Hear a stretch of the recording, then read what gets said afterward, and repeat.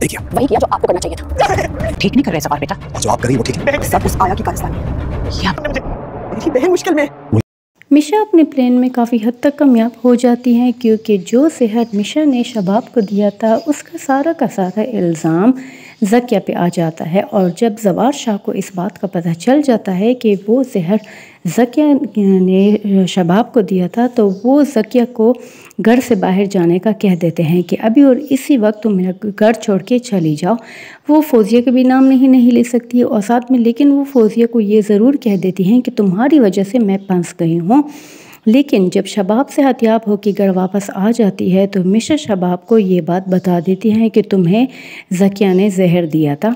तो उसके बाद शबाब जो है ना वो पुलिस को बुला लेती है और ज़किया को अरेस्ट करवा देती हैं। इस बात से जवार शाह को बहुत ज़्यादा दुख पहुंचता है और वो शबाब से सवाल करते हैं कि तुमने ये क्यों किया। तो वो कह देती हैं कि जो काम तुम्हें करना चाहिए था वो मैंने किया है। और फिर वो शबाब को अपनी माँ के घर जाने का कह देती हैं। इस बात पर शबाब की माँ को भी इतराज़ होता है, लेकिन जवार शाह कह देते हैं कि इसने भी अच्छा नहीं किया, वो जैसी भी थी मेरी बहन थी। लेकिन शबाब को ये बात भी अच्छी नहीं लगती कि उन्होंने मुझे मारने की कोशिश की थी।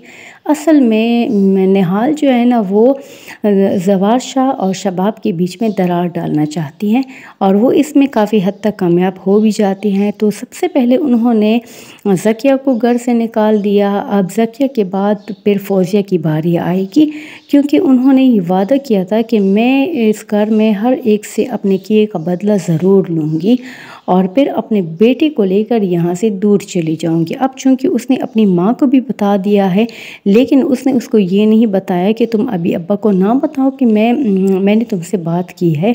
अब जवार शाह भी मिशा में इंटरेस्टेड होने लगा है और वो भी अब मिशा से बात करके उसको अच्छा लगता है। और मिशा जो है ना वो अपना प्लान जो है ना वो एक के बाद दूसरा प्लान वो करती है और उसमें वो काफ़ी हद तक कामयाब भी हो जाती है। इस तरह वीडियोस देखने के लिए मेरे यूट्यूब चैनल को सब्सक्राइब करें।